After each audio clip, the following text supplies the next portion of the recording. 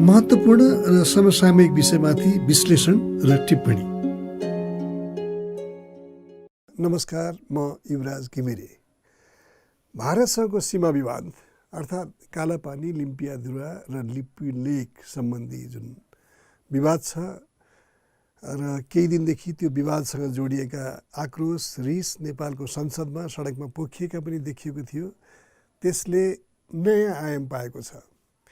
यस आर्थिक वर्षको जुन नीति तथा कार्यक्रम हुन्छ, राष्ट्रपतिले संसदका दुवै सदनलाई गरेको संयुक्त सम्बोधनमा लिम्पियाधुरा, कालापानी र लिपुलेक सम्बन्धी विवाद भारतसँग कूटनीतिक वार्ताद्वारा सेटल गरिने र त्योभन्दा पहिला नेपालले नक्सा जारी गर्ने प्रतिबद्धता थियो।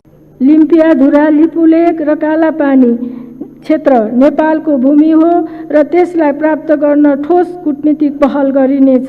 तदनुरूप नै छुटेको भूमि समेत समावेश गरी नेपालको नक्सा जारी गरिनेछ।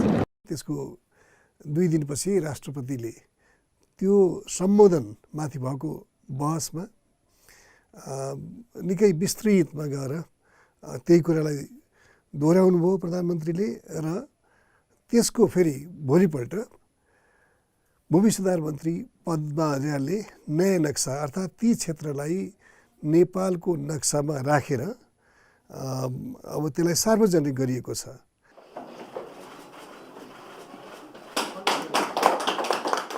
भोलि भारतसँग हुने जुन वार्ता हुन्छ, जहिले होला, त्यो वार्तामा यसको के प्रयोजन हुन्छ त्यो एउटा पक्ष हो। तर तत्कालका लागि यसले नेपाली जनतालाई सरकारको आधिकारिक धारणाबारे सुसूचित गर्ने र एउटा पोजिसन लिन सक्ने वातावरण तयार गरेको छ। यो भूमि नेपालको हो भनेर यो त। तर आखिर प्रधानमन्त्रीले पनि भन्नुभएको कुरा के हो भनेदेखि यो नक्सा जारी गरिन्छ, नेपालकै भूभाग हो, कोही रिसाओस्, तर हामीले लिएरै छोड्छौँ।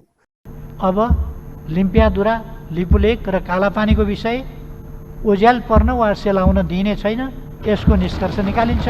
यसको यो हाम्रो भूभाग हामी फिर्ता लिएर सक्छौँ।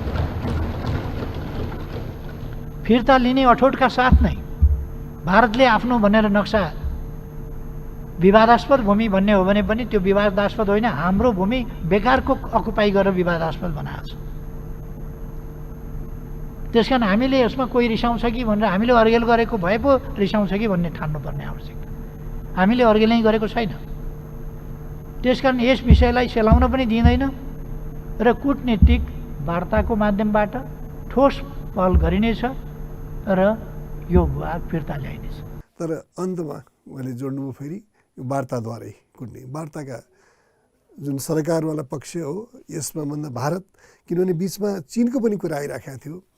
चीनले पनि भारतसँग जुन नेपाल र भारतको बिचको विवादित भूमि, जसलाई नेपालले आफ्नै भन्ने दाबी गर्दै आएको थियो, त्यो क्षेत्रबाट हुँदै व्यापारिक सडक बनाउन भारतसँग सहमति गरेपछि नेपालले चीनलाई जुन दृष्टिले हेर्ने गरेको थियो त्यसमा केही आशंकाहरू उत्पन्न हुन थालेका थिए। आखिर जुन एउटा आदर्श मोडल मानेका छौँ हामीले सम्बन्धको, द्विपक्षीय सम्बन्धको, दुई मित्र राष्ट्रहरूको बिचको, त्यो चीनले पनि यो सीमा विवादमा एकतर्फी रूपमा नेपाललाई नसोधिकन भारतसँग उसले सहकार्य गर्ने निर्णय गर्यो भन्ने र त्यसबारे नेपालले 2015मा नै यो सहमति भारत र चीनको बिच भएपछि नै नेपालले त्यसमा आपत्ति प्रकट गरेको थियो। तर त्यसलाई कुनै अर्थ लाग्ने हिसाबले चीनले सम्बोधन गरेको थिएन। यद्यपि अहिले आएर चीनले हिजो मात्रै यो भारत र नेपाल बिचको विवाद हो, द्विपक्षीय रूपमा यसलाई एकदम संयमित तरिकाले समाधान गर्न उसले आग्रह गरेको छ। त्यो प्रसङ्गलाई अहिले छोडौँ। तर प्रधानमन्त्रीको जुन अभिव्यक्ति आयो संसदमा, नीति तथा कार्यक्रमका विविध विषयलाई छुँदै पनि सबभन्दा बढी समय उहाँले यसमा खर्चिनुभयो। स्वाभाविक हो, नेपालको भूभाग, नेपालको भूभागका हरेक कण नेपालको सार्वभौम सत्ताका इकाइहरू हुन्, सार्वभौम क्षेत्रका इकाइहरू हुन्। त्यसमा पब्लिक सेन्टिमेन्ट जोडिएको हुन्छ। त्यो पब्लिक सेन्टिमेन्टलाई उहाँले सम्बोधन गरेर उहाँले आश्वस्त गर्ने किसिमले आफ्नो अभिव्यक्ति दिनुभयो। यो भूमिलाई हामी जसरी पनि ल्याउँछौँ। प्रधानमन्त्रीलाई विश्वास गर्नुपर्छ, किनभनेदेखि उहाँ जनताको सर्वोच्च प्रतिनिधि र कार्यकारी प्रमुख हो। तर त्यसका व्यवहारिक पक्षलाई पनि हामीले हेर्न सक्नुपर्छ र भोलि जब यो जब वार्तामा भारतसँग बस्ने अवस्था आउँछ, त्यो वार्तालाई एउटा सकारात्मक दिशामा लाने र त्यसमा योगदान पुर्याउने दायित्व पनि नेपाल र भारत दुइटै बन्छ र नेपालको कम हुँदैन। यति भन्दा भन्दै पनि प्रधानमन्त्रीले धेरै कुराहरू गर्नुभयो र उहाँले के भन्नु भने भारतको जुन नेसनल इम्ब्लेम छ, जुन राष्ट्रिय चिन्ह छ, त्यसमा 4वटा सिममा जुन अशोक स्तम्भका र त्यसको मुनि सत्यमेव जयते भनेर लेखेको हुन्छ वेदको, सत्यकै जित हुन्छ। र उहाँले भन्नुभयो म जब भारतसँग बात हुन्छ कुरा हुन्छ त्यसमा सोध्छु उनीहरूलाई सत्यको जित हुन्छ कि सिंहको, अर्थात् ब्रुटल फोर्स, एउटा जनावरको शक्तिको निर्णायक हैसियत हुन्छ कि विवेकको र यो महान शास्त्रवाणीको, किनभने सत्यकै जित हुन्छ। यो हामीले महाभारत रामायण कालकै उदाहरणहरू लिएर गरिराखेको र हरेक उसमा हरेक विवादमा विजेताले भन्ने गरेका शब्द पनि हुने हो, आखिर जित सत्यकै हुन्छ। र हामीले आफ्नो जितकै क्षणलाई नै अन्तिम क्षण, अन्तिम सत्य मान्छौँ। तर हेरौँ यो विवाद कसरी सुल्झिन्छ त्यसमा हामी प्रतीक्षारत छौँ। र अहिलेसम्म भारतले जसले यो वार्तामा मिति तोक्नमा ढिलो गरिरहेको थियो नेपालको अनुरोध छँदाछँदै पनि, उसले पनि यो कोरोना भाइरसपछि को अवस्थामा वार्ता हुनसक्छ भनेर सङ्केत दिएको छ। अब कोरोना कहिले यसको जुन महामारीको स्वरूप छ त्यो कहिले मत्थर होला, त्यो हामीलाई हेर्न बाँकी छ। त्यही पनि अबको चुनौती के त? नेपाल सरकारले नक्सा जारी गर्यो। नक्सा जारी गरेपछि अबको चुनौती के त? त्योसँगै त्यति नै महत्त्वपूर्ण कुरा हो पर्याप्त होमवर्क। यो नेपालको नक्सा सुगौली सन्धि पछिको अवस्थामा त्यो नक्साको प्रारम्भिक अथवा वास्तविक स्वरूप के थियो, त्यसमा फेरबदल भएको भएदेखि कहिले र भारत कहिलेदेखि त्यो क्षेत्रमा आयो, त्यसका पक्कै पनि प्रमाणहरू केही छन् नेपालसँग। त्यहाँका मान्छेहरूले 2018 सालसम्म पनि तिरोहरू तिरेका। अब त्यहाँका नेपालीहरूको हालत के छ, तिनीहरूले कहाँ छन्, तिनीहरूलाई नेपाल सरकारसँग, नेपाल भूमिसँग, नेपालको सार्वभौम सत्तासँग र नेपालसँग उनीहरू कसरी जोडिएको छन्, त्यो नेपालले सायद भोलिका दिनमा खुला पनि गर्नुपर्छ, स्पष्ट पनि गर्नुपर्छ होला। तर योसँगै वातावरणलाई उत्तेजित गर्ने काम पनि सायद प्रत्युत्पादक हुन जान्छ। जस्तो उदाहरणको लागि मे 8मा भारतीय रक्षा मन्त्री राजनाथ सिंहको जुन अभिव्यक्ति, जुन उहाँले त्यो आधा बनेको सडकलाई उद्घाटन गर्नुभयो, त्यसले नेपालमा एउटा प्रतिक्रिया दियो, जुन प्रतिक्रिया भारत को आलोचना त्यसमा देखिन्छ प्रशस्त मात्रामा सडकमा, सदनमा। त्यसपछि भारतीय सेनाका सेनापति मनोज नरवणेले नेपालमा जे आन्दोलन भइरहेछ त्यसमा कुनै अरू कसैको बिहाफमा अथवा अरू कसैको उक्साहटमा गरिरहेछन् भन्ने अभिव्यक्ति आयो, जसले के अर्थ लाग्छ भनेदेखि नेपालले आफ्नो भूभागको पक्षमा गरेको आन्दोलन चीनबाट उक्साइएको छ भन्ने अभिव्यक्ति, जुन नेपाली जनताप्रति एउटा उनीहरूको आफ्नो राष्ट्रप्रेम र आफ्नो सार्वभौम सत्ताप्रतिको जुन उनीहरूको प्रतिबद्धता छ, त्यसलाई अवमूल्यन गरेको अर्थ लाग्ने गरी उनले त्यो अभिव्यक्ति दिए। त्यसपछि नेपाल सरकारले केही अफिसियली भारतलाई आफ्नो पोजिसन पेपर दिनेदेखि लिएर सबै कामहरू गर्यो। त्यसपछि अगाडि के कसरी बढिरहेको छ यो हामीले देखेका छैनौँ। तर योसँगै अर्को पक्ष पनि जोडिएको छ। बराबर यो कार्यक्रम मार्फत मैले श्रोताहरूसँग एकतर्फी डायलगमा पनि एउटा राजनीतिक सिद्धान्तको र राष्ट्र र जनताको बिचको सम्बन्धको आधार माटो हो, पक्कै पनि भूभाग हो, एउटा निश्चित भूभाग हुन्छ। तर त्योसँगै जनता सार्वभौम जनता, त्यो उनीहरूको जुन स्वतन्त्रता र केही सार्वभौम जनताका जुरिस्डिक्सनभित्र, उनीहरूको कार्यक्षेत्रभित्र, उनीहरूको अधिकार क्षेत्रभित्र केही विषय आउँछन्, त्यो नै सार्वभौम सत्ताको अर्को एउटा मान्यता हो।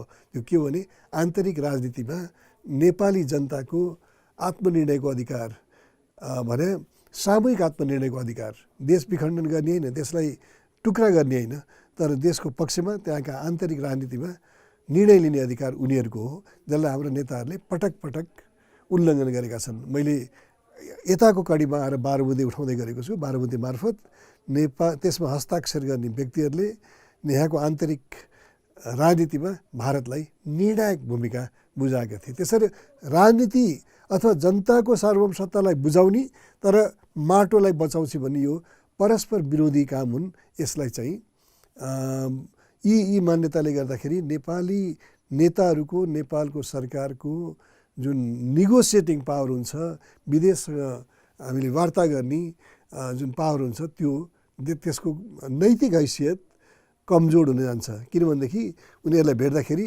तिमीहरू सत्ताको लागि हामीसँग भिख माग्दै आउने नेताहरूले हामीसँग के नेगोसिएट गर्छ भने कुनै न कुनै रूपमा यो आउँछ।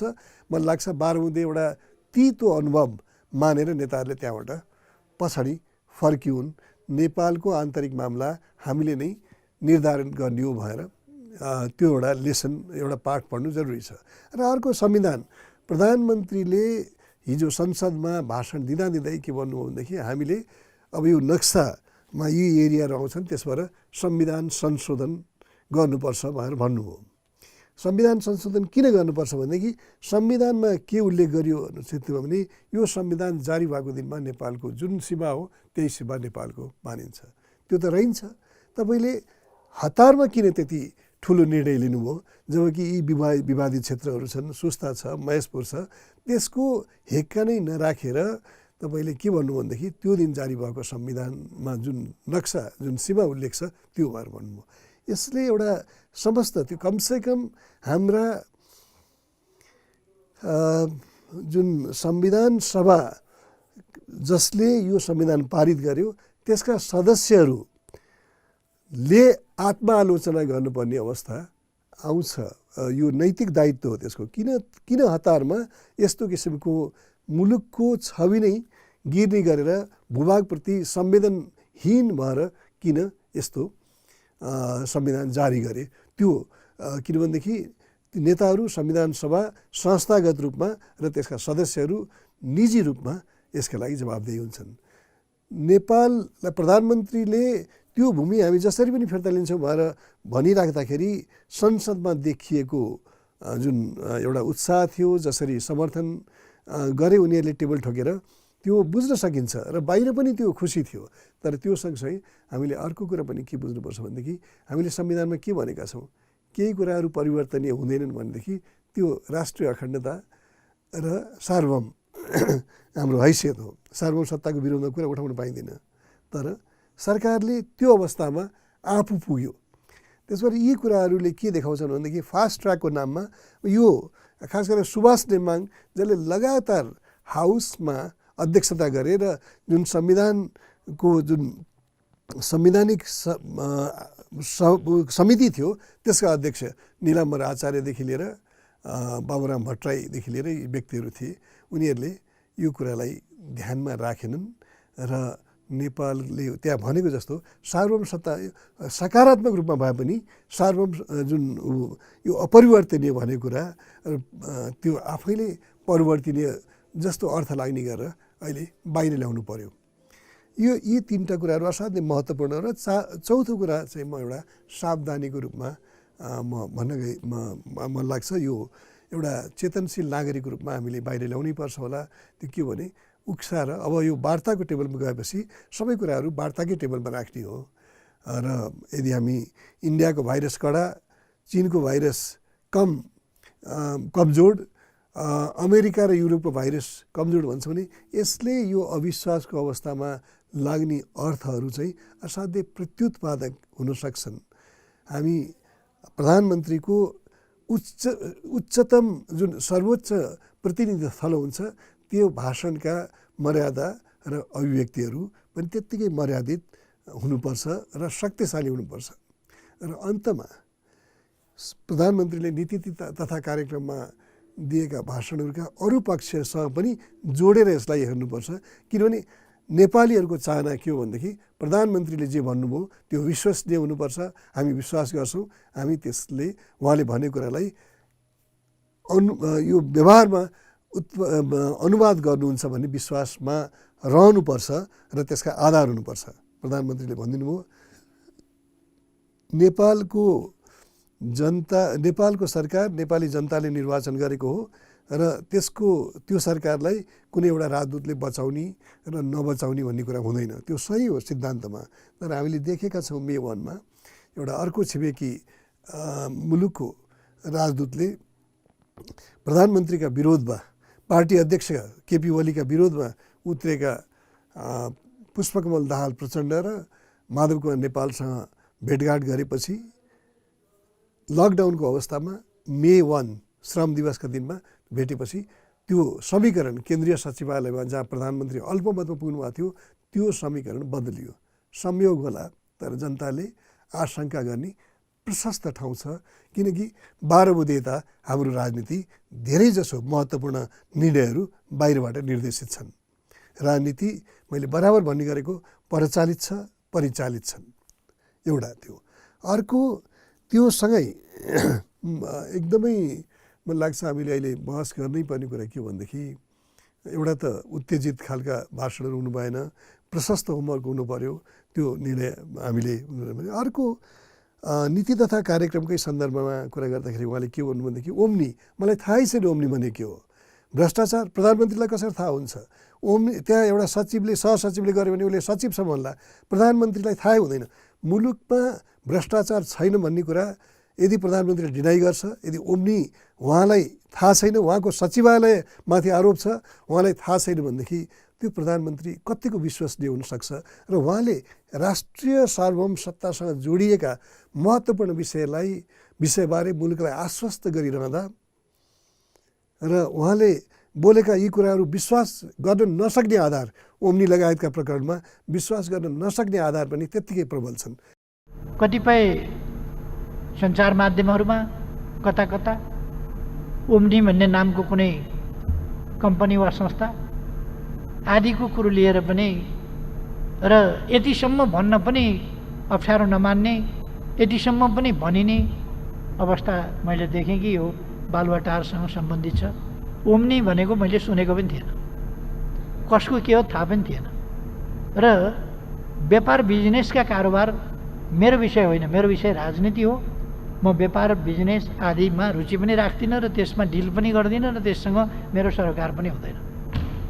त्यसैले प्रधानमन्त्रीले एउटा मर्यादित हैसियत पनि हासिल गर्नुपर्छ, जसले गर्दाखेरि जनताले यति विश्वास गर्न सक्नुपर्छ कि उहाँले विदेशीहरूसँग निगोसिएसनमा बस्दाखेरि टेबलमा एउटा स्वाभिमान, मर्यादित र स्वतन्त्र मुलुकको कार्यकारी प्रमुखको हैसियतले बराबरीको हैसियतमा उहाँ त्यहाँ जानुहुन्छ।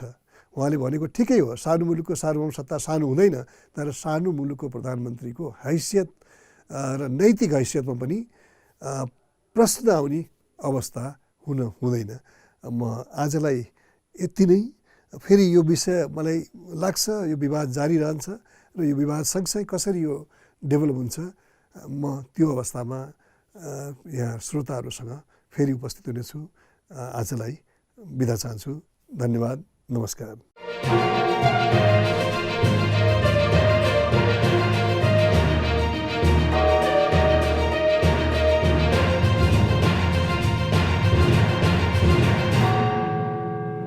महत्त्वपूर्ण र समसामयिक विषयमाथि विश्लेषण र टिप्पणी।